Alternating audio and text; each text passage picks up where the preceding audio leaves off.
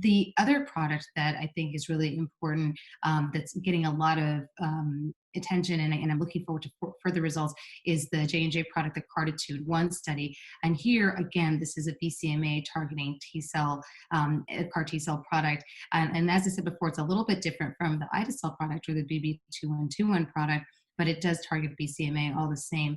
And something interesting about this is it targets two aspects of the BCMA protein.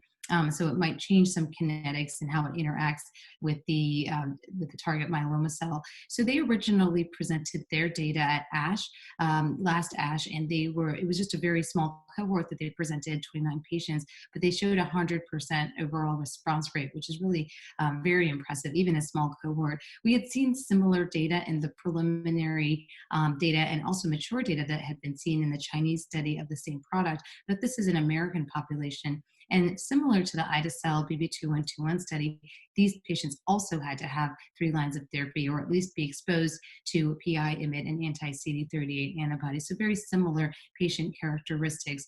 So here, this past ASCO, they presented additional data. So of course, they still had the 100% overall response rate. But what I thought was really impressive was that 86% of them had at least a CR or a stringent CR. And I think that's extremely impressive for a patient population this heavily pretreated and this advanced. And they didn't have evaluable data yet for their PFS.